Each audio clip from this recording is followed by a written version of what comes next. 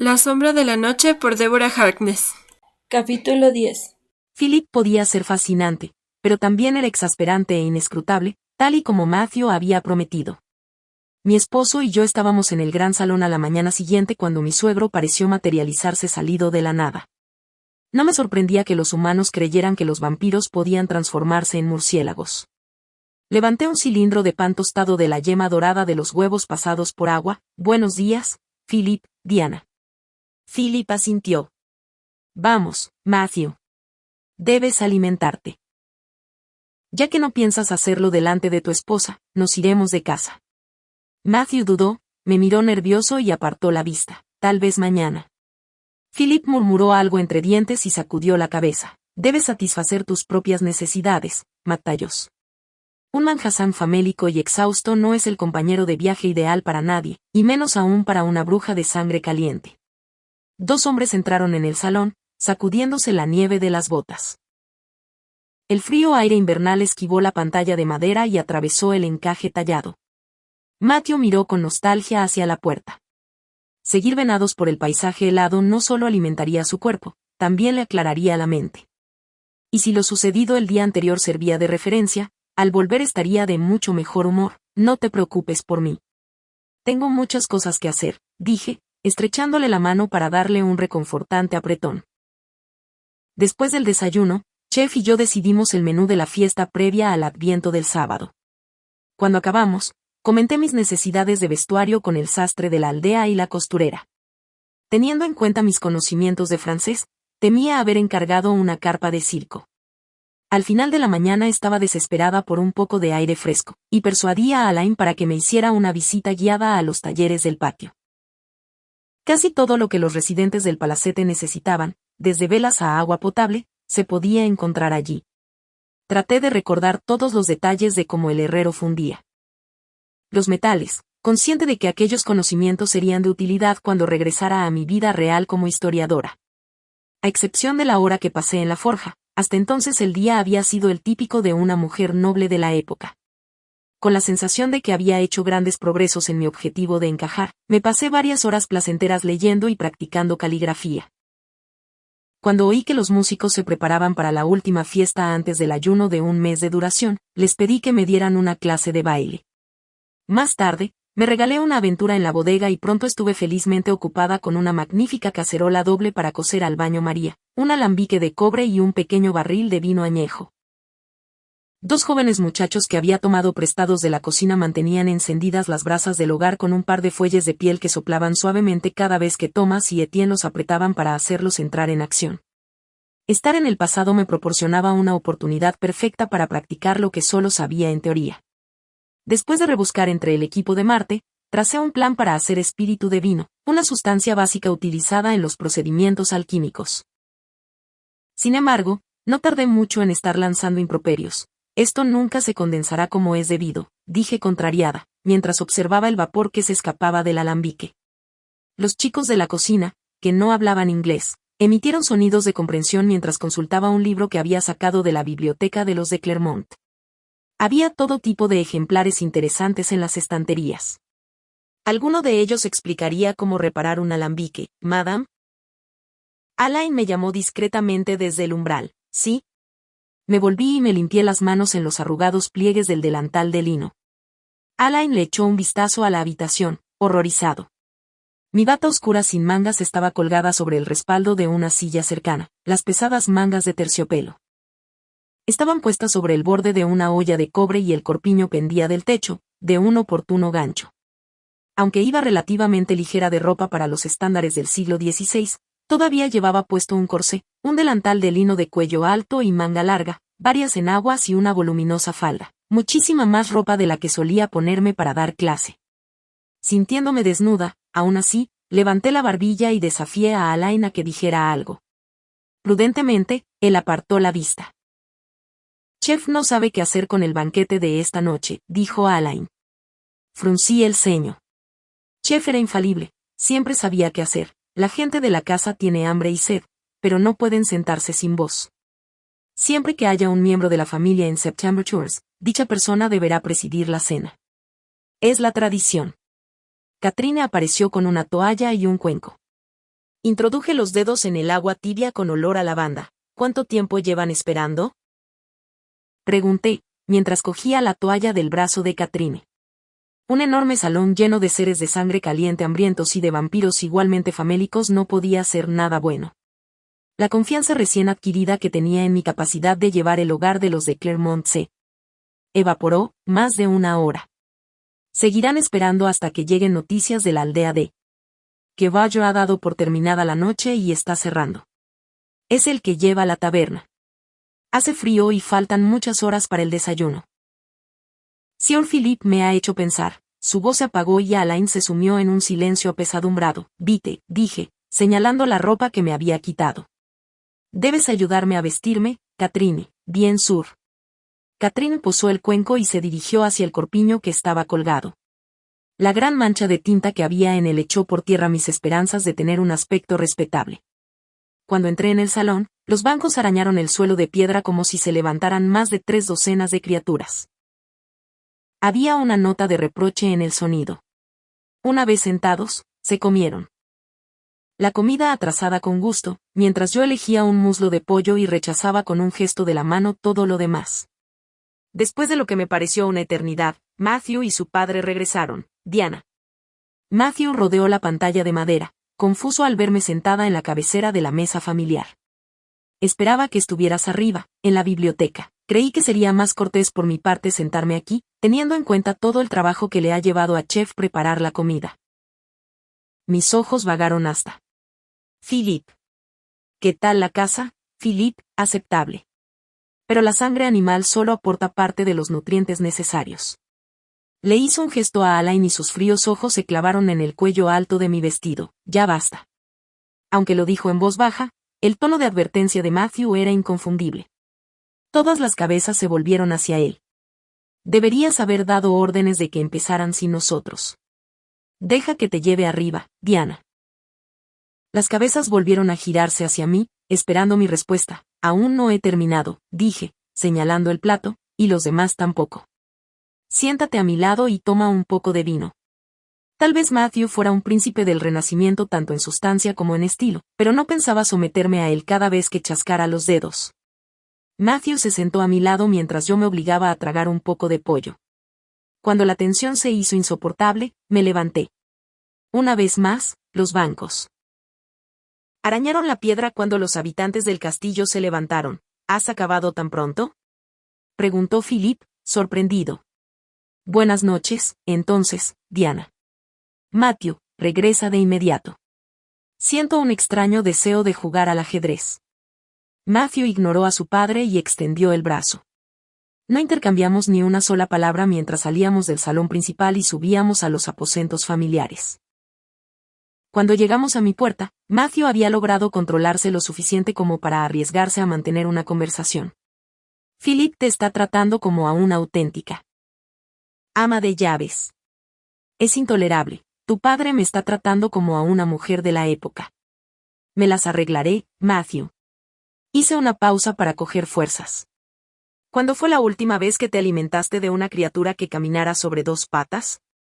Yo lo había obligado a que me extrajera sangre antes de abandonar Madison, y se había alimentado de algún sangre caliente anónimo en Canadá.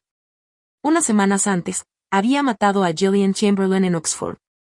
Puede que se hubiera alimentado de ella, también. Quitando eso, no creía que una sola gota de algo que no fuera sangre animal hubiera cruzado sus labios en meses. ¿Por qué lo preguntas? El tono de Matthew era cortante. Philip dice que no estás tan fuerte como deberías, dije, apretando la mano sobre la suya. Si necesitas alimentarte y no tienes intención de beber sangre de un extraño, quiero que tomes la mía. Antes de que Matthew pudiera responder, se oyó una risa en las escaleras. Cuidado, Diana.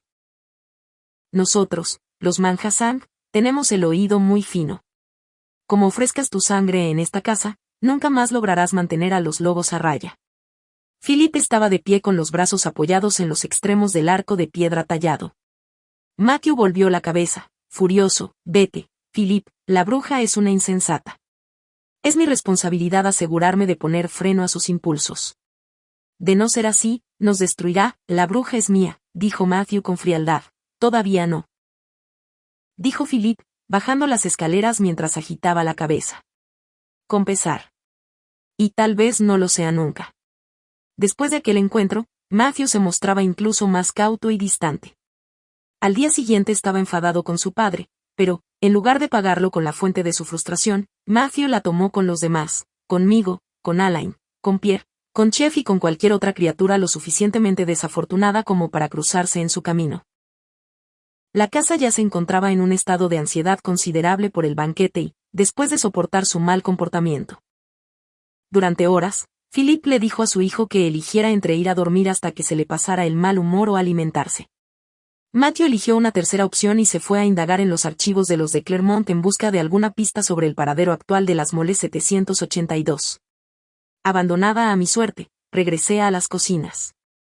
Philip me encontró en el cuarto de Marte, en cuclillas, inclinada sobre el alambique que funcionaba mal, remangada y con la sala llena de vapor. ¿Matthew se ha alimentado de ti?, preguntó bruscamente, recorriendo mis antebrazos con la mirada. Levanté el brazo izquierdo a modo de respuesta. La suave tela se amontonó alrededor de mi hombro, dejando a la vista las marcas rosadas de una cicatriz irregular que tenía en la cara interna del brazo, a la altura del codo. Me había hecho un corte para que Matthew pudiera beber de mí más fácilmente. ¿Algún otro sitio? Philip centró su atención en mi torso. Con la otra mano, dejé a la vista el cuello. Aquella herida era más profunda, pero había sido hecha por un vampiro y era mucho más pulcra que majadera. Permitir que un manjasán perdidamente enamorado os chupara la sangre no solo del brazo, sino también del cuello, dijo Philip, asombrado. El pacto prohíbe que los manjasán beban sangre de brujas o daimones. Y Matthew lo sabe, se estaba muriendo y la mía era la única sangre disponible.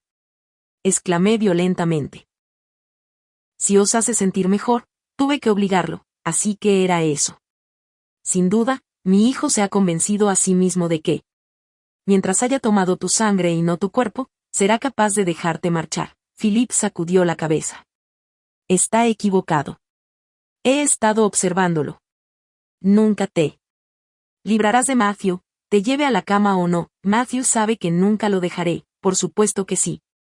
Un día, tu vida en esta tierra llegará a su fin y harás tu viaje final a los infiernos. En lugar de penar, Matthew querrá seguirte en la muerte. Las palabras de Philip eran verdaderamente convincentes. La madre de Matthew había compartido conmigo la historia de su creación, cómo se había caído del andamio mientras ayudaba a poner las piedras de la iglesia del pueblo. Incluso la primera vez que lo oí, me había preguntado si la desesperación de Matthew por perder a su mujer, Blanca, y a su hijo, Lucas, lo había llevado al suicidio. Es una pena que Matthew sea cristiano. ¿Su Dios nunca está satisfecho? ¿Qué os referís?, pregunté, perpleja por el repentino cambio de tema. Cuando vos o yo hacemos algo mal, ajustamos cuentas con los dioses y volvemos a vivir con la esperanza de hacerlo mejor en un futuro. El hijo de Isabeau confiesa sus pecados y los expía una y otra vez, el de su vida, el de ser quien es, el de lo que ha hecho. Siempre está volviendo la vista atrás. Es un ciclo sin fin. Eso es porque Matthew es un hombre de mucha fe, Philip. Había un núcleo espiritual en la vida de Matthew que coloreaba su actitud hacia la ciencia y la muerte. ¿Matthew? Philip parecía incrédulo. Tiene menos fe que cualquiera que haya conocido jamás. Lo único que posee es la creencia, lo cual es bastante diferente, y depende de la cabeza más que del corazón. Matthew siempre había tenido una mente entusiasta, capaz de lidiar con abstracciones como Dios. Así fue como llegó a aceptar a la persona en que se había convertido después de que Isabeau lo hiciera miembro de la familia. Cada manjasán es diferente. Mis hijos eligieron otros caminos. Guerra, amor, apareamiento, conquista, adquisición de riquezas. Matthew siempre se ha centrado en las ideas, sigue haciéndolo, dije con suavidad. Pero las ideas raras veces son lo suficientemente fuertes como para proporcionar la base del coraje. No sin depositar la esperanza en el futuro. Su expresión se volvió pensativa. No conocéis a vuestro esposo todo lo bien que deberíais, tan bien como vos, no. Somos una bruja y un vampiro que se aman, aunque les esté prohibido hacerlo. El pacto no nos permite un cortejo público ni los paseos. A la luz de la luna. Mi voz se calentó mientras continuaba.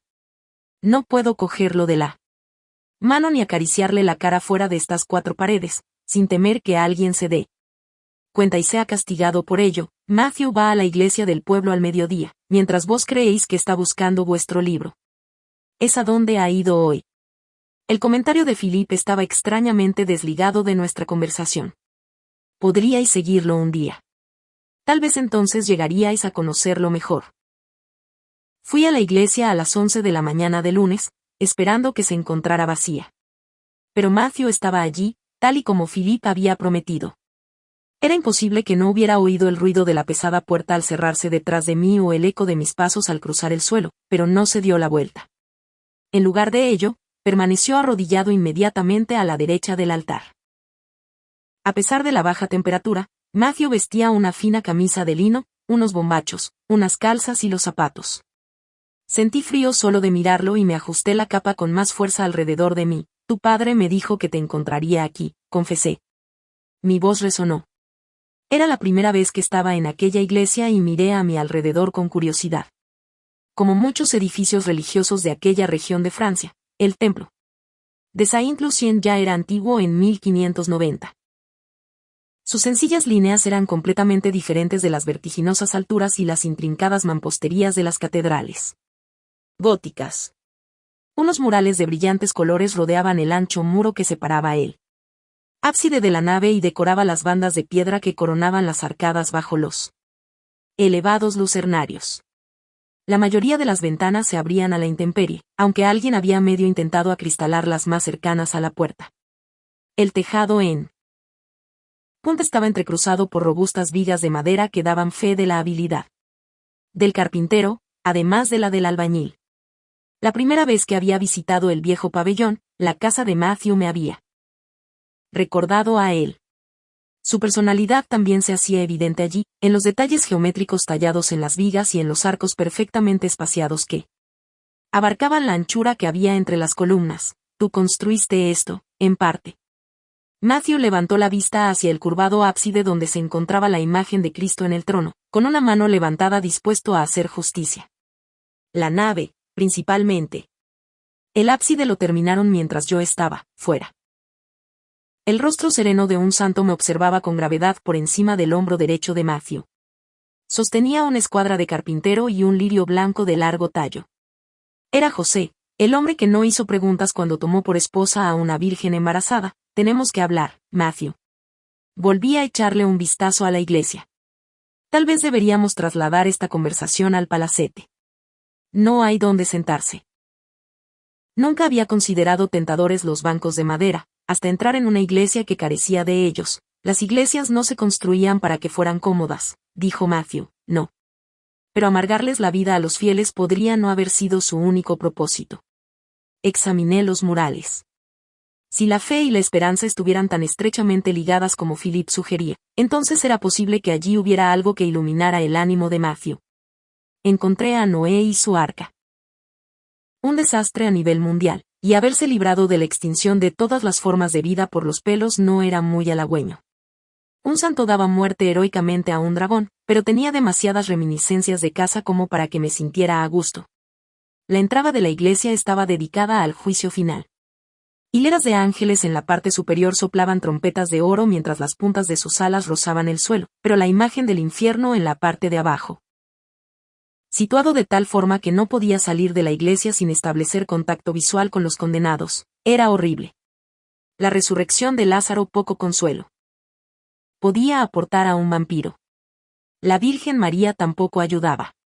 Estaba de pie enfrente a José en la entrada del ábside, espiritual y serena, como otro recordatorio de lo que Matthew había perdido, al menos hay privacidad. Philip raras veces pone el pie aquí, dijo Matthew, con voz cansada, entonces nos quedaremos.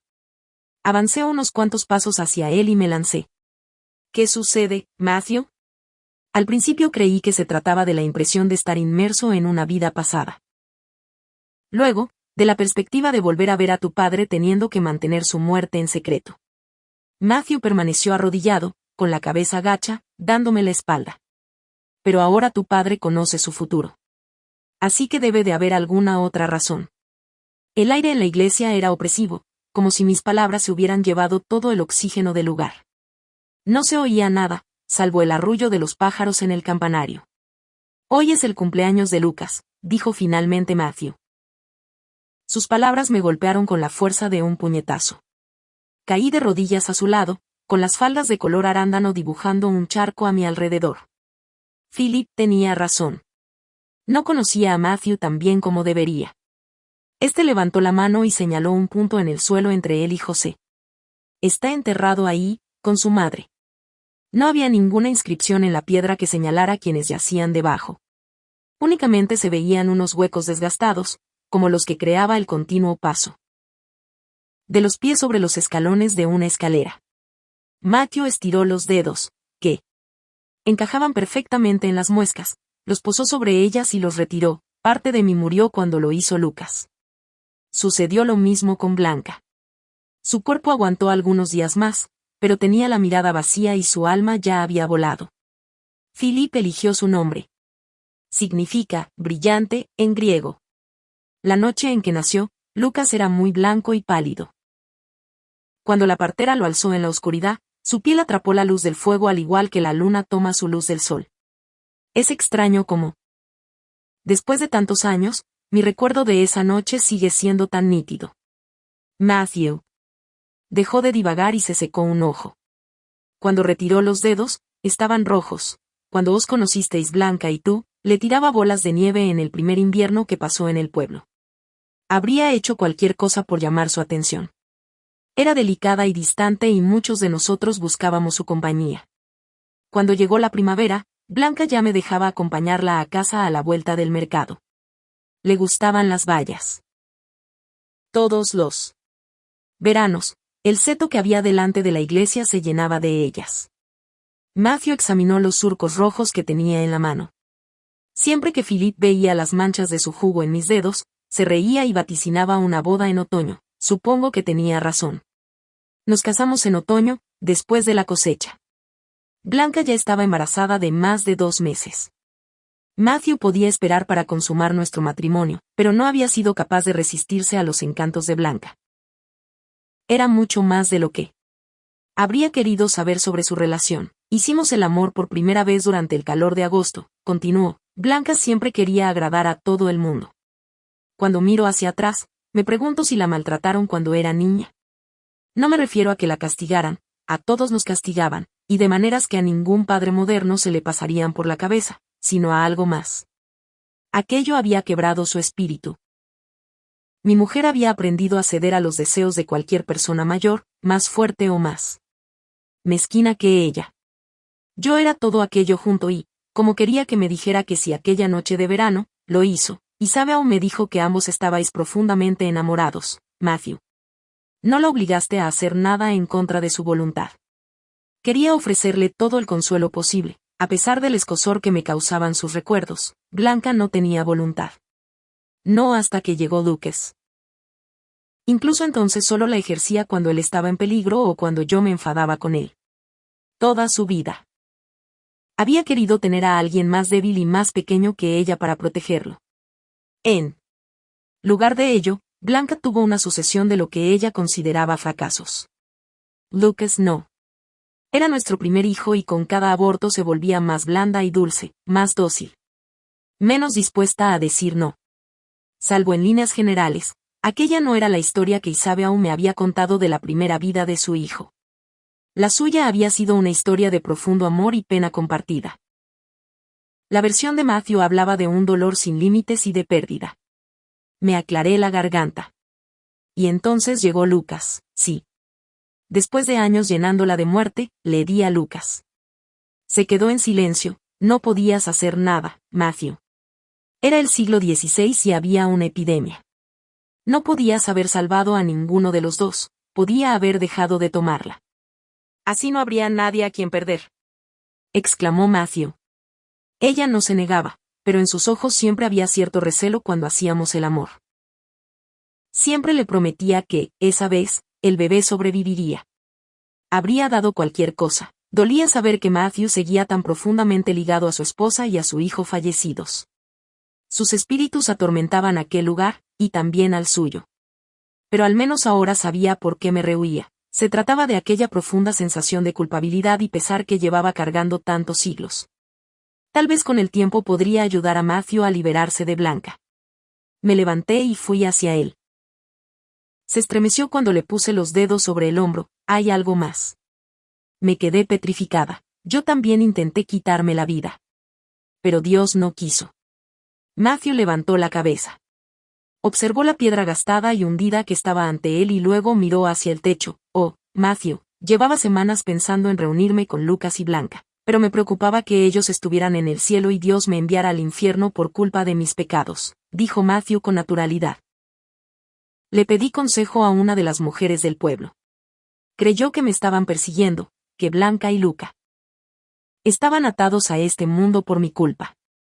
Desde arriba, desde el andamio, miré hacia abajo y pensé que sus espíritus podrían estar atrapados bajo la piedra. Si caía sobre ella, Dios no tendría más remedio que liberarlos. O eso, o permitir que me uniera a ellos. Estuvieran donde estuvieran. Aquella era la malograda lógica de un hombre desesperado, no del lúcido científico que yo conocía. Estaba agotado, dijo con voz cansada. Pero Dios no me permitió dormir. No después de lo que había hecho. Por mis pecados, me entregó a una criatura que me transformó en alguien que no puede vivir ni morir, ni siquiera encontrar en sueños una paz efímera. Lo único que puedo hacer es recordar. Matthew estaba exhausto de nuevo, y helado. Tenía la piel más fría que el gélido aire que nos rodeaba. Seba habría conocido un conjuro para apaciguarlo, pero lo único que yo pude hacer fue atraer su resistente cuerpo hacia el mío y prestarle el poco calor del que disponía. Philip me ha despreciado desde entonces. Me considera débil. Demasiado. Débil como para casarme con alguien como tú. Al menos allí estaba la llave de él. Sentimiento de culpa de Matthew. No, dije bruscamente, tu padre te quiere. Philip había exhibido muchos sentimientos hacia su hijo durante el breve periodo de tiempo que llevábamos en September Tours, pero nunca había mostrado el menor ápice de repugnancia. Los hombres valientes no cometen suicidio, salvo en la batalla. Se lo dijo a Isabeau cuando me acababa de crear. Philip dijo que me faltaba coraje para ser un Manhassan. En cuanto pudo, mi padre me envió a la guerra. Si estás decidido a acabar con tu propia vida, dijo, al menos que sea por un fin más noble que la autocompasión. Nunca olvidaré sus palabras. Esperanza, fe y coraje, los tres elementos del simple credo de Philip. Matthew tenía la sensación de que no poseía nada salvo dudas, fe y bravuconería. Pero yo sabía que no era así. Has estado tanto tiempo torturándote con esos recuerdos que ya no eres capaz de ver la verdad. Me di la vuelta para mirarlo a la cara y me arrodillé. ¿Sabes lo que veo cuando te miro? Veo a alguien muy parecido a tu padre. Todos queremos ver a Philip en aquellos a los que amamos. Pero yo no tengo nada que ver con él. Era el padre de Gallo Glass, Hugh, quien si viviera habría. Matthew se volvió, con la mano temblando sobre la rodilla. Había algo más, un trapo sucio que todavía tenía que salir a la luz. Ya te he permitido un secreto, Matthew. El nombre del miembro de la familia. De Claremont, que es actualmente miembro de la congregación. No puedes guardar. 2. ¿Quieres que comparta mi pecado más oscuro? Pasó un tiempo interminable. Antes de que Matthew estuviera dispuesto a revelarlo. Yo le quité la vida. Le suplicó a Isabeau que lo hiciera, pero ella no fue capaz. Matthew dio media vuelta. ¿A Hugh? Susurré, con el corazón roto por él y Gallo Glass, a Philip. La última barrera entre nosotros cayó. Los nazis lo volvieron loco de dolor y privaciones. Si Hugh hubiera sobrevivido, habría convencido a Philip de que aún había esperanza para algún tipo de vida entre las ruinas que le quedaban. Pero Philip dijo que estaba demasiado cansado de luchar. Quería dormir y yo sabía lo que era querer cerrar los ojos y olvidar. Y, que Dios se apiade de mí, hice lo que pedía. Llegado a ese punto, Matthew estaba temblando. Lo estreché de nuevo entre mis brazos, sin importarme que se resistiera, consciente solo de que necesitaba algo, a alguien, que abrazar mientras las olas de recuerdos se estrellaban contra él. Después de que Isabeau hiciera caso omiso de sus ruegos, encontramos a Philip intentando cortarse las venas. No era capaz de sujetar con suficiente fuerza el cuchillo para hacerlo. Se había cortado varias veces y había sangre por todas partes, pero las heridas eran superficiales y sanaban rápido. Matthew estaba hablando a toda velocidad. Finalmente, las palabras habían empezado a manar de él. Cuanta más sangre derramaba Philip, más loco se volvía. No podía ni verla después de haber estado en el campo de concentración. Isabeau le arrebató el cuchillo y le dijo que le ayudaría a quitarse la vida. Pero mamá nunca se lo habría perdonado a sí misma, así que tú lo apuñalaste, dije, mirándolo a los ojos. Nunca le había dado la espalda al conocimiento de lo que había hecho para sobrevivir como vampiro. Tampoco podía volver la espalda a los pecados del esposo, del padre ni del hijo. Matthew negó con la cabeza, no.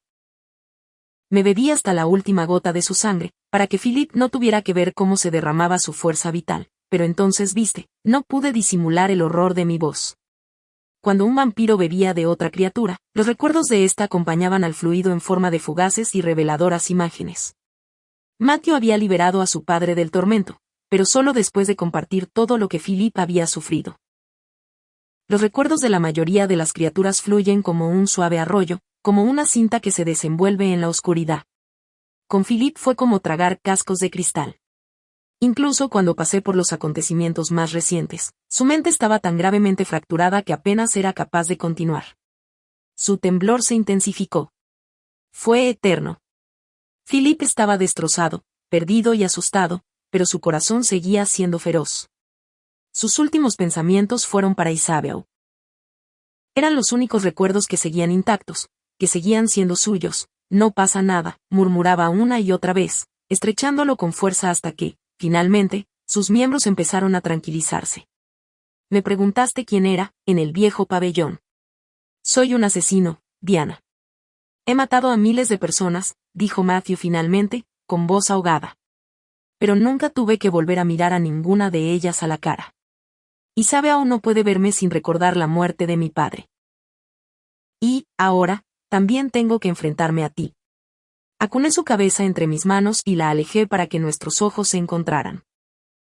El rostro perfecto de Matthew solía enmascarar los estragos del tiempo y la experiencia. Pero ahora todas las señales estaban a la vista, lo cual me hacía verlo aún más hermoso. Al fin el hombre al que amaba tenía sentido, su insistencia en que asumiera quién y qué era yo, su reticencia a matar a Juliet aunque fuera para salvar su propia vida, su convicción de que, una vez que lo conociera de verdad, nunca podría amarlo. Amo todo lo que hay en ti, Matthew. Al guerrero y al científico, al asesino y al curandero, la luz y la oscuridad, ¿cómo es posible? Susurró, incrédulo. Philip no podía continuar así. Tu padre habría seguido intentando quitarse la vida y, por lo que has dicho, ya había sufrido suficiente. No podía imaginar cuánto, pero mi querido Matthew había sido testigo de todo ello. Lo que hiciste fue un acto de misericordia. Cuando todo acabó, quería desaparecer, dejar September Shores y no volver nunca más, confesó. Pero Philip me hizo prometerle que mantendría a la familia y a la hermandad unidas. También juré que cuidaría de Isabeau. Así que me quedé aquí, sentado en su silla, moviendo los hilos en cuestiones de política que él quería mover, y acabé la guerra por la que él había dado la vida con ánimo de ganarla. Philip no habría puesto el bienestar de Isabeau en manos de alguien a quien despreciara. Ni habría dejado a un cobarde al mando de la Orden de San Lázaro. Baldwin me acusó de mentir acerca de los deseos de Philip. Pensaba que la hermandad sería para él. Nadie entendía por qué nuestro padre había decidido darme a mí la Orden de San Lázaro en lugar de a él. Tal vez fue su último acto de locura, fue un acto de fe, dije en voz queda, mientras extendía la mano hacia abajo y entrelazaba mis dedos con los suyos. Philip cree en ti. Y yo también. Estas manos construyeron esta iglesia. Fueron lo suficientemente fuertes como para sujetar a tu hijo y a tu padre durante sus últimos instantes en esta tierra. Y todavía les queda trabajo que hacer. Allá en lo alto se oyó un batir de alas. Una paloma había entrado volando por las ventanas del lucernario y se había perdido entre las vigas a la vista del techo. Luchó hasta liberarse y descendió en picado hacia la iglesia. La paloma aterrizó sobre la piedra que señalaba la última morada de Blanca y Lucas y movió las patas en una deliberada danza circular, hasta situarse delante de Matthew y de mí. Luego inclinó la cabeza y nos analizó con sus ojos azules. Matthew se puso en pie de un salto por la repentina intromisión y la paloma, asustada, salió volando hacia el otro extremo del ábside. Esta batió las alas y redujo la velocidad ante la imagen de la Virgen. Cuando estaba convencida de que iba a chocar contra la pared, el ave cambió de dirección bruscamente y se fue volando por donde había entrado. Una larga pluma blanca del ala de la paloma cayó flotando y dibujando tirabuzones en las corrientes de aire, hasta aterrizar en el pavimento delante de nosotros. Matthew se agachó para recogerla y puso cara de extrañeza mientras la sostenía ante él. Nunca había visto una paloma blanca en la iglesia. Matthew miró hacia la media cúpula del ábside, donde el mismo pájaro planeaba sobre la cabeza de Cristo. Es un símbolo de resurrección y esperanza. Las brujas creemos en los símbolos, ya lo sabes. Le cerré las manos alrededor de la pluma, le di un beso suave en la frente y di media vuelta para irme. Tal vez ahora que había compartido sus recuerdos podría encontrar la paz, Diana, dijo Matthew. Todavía estaba al lado de la tumba de su familia. Gracias por escuchar mi confesión. Asentí, te veo en casa. No olvides la pluma. Me observó mientras dejaba atrás las escenas de tormento y redención del pórtico, que separaba el mundo de Dios del de los hombres. Pierre estaba esperando fuera y me llevó de vuelta a September Tour sin mediar palabra. Philip nos había oído acercarnos y me estaba esperando en el vestíbulo. ¿Lo habéis encontrado en la iglesia?, preguntó tranquilamente. El hecho de verlo tan sano y feliz hizo que me diera un vuelco el corazón. Como lo había soportado Matthew, sí. Deberíais haberme dicho que era el cumpleaños de Lucas. Le entregué la capa a Catherine. Todos hemos aprendido a anticipar el mal humor de Matthew cuando se acuerda de su hijo. Vos también lo haréis. No es solo por Lucas. Temiendo haber hablado de más, me mordí el labio. Matthew también os ha hablado de su propia muerte. Philip se pasó los dedos por el cabello, en una versión más tosca del gesto habitual de su hijo. Entiendo el dolor, pero no esa culpa. Cuando dejará el pasado atrás, hay cosas que nunca se olvidan, dije, mirando a Philip directamente a los ojos. No importa lo que creáis que entendéis, si lo amáis, le dejaréis luchar contra sus propios demonios, no. Es mi hijo. No le fallaré. La boca de Philip se tensó. Dio media vuelta y se alejó. Por cierto, he recibido noticias desde Lyon, madame. Gritó por encima del hombro. Una bruja llegará en breve para ayudaros, tal y como Matthew deseaba.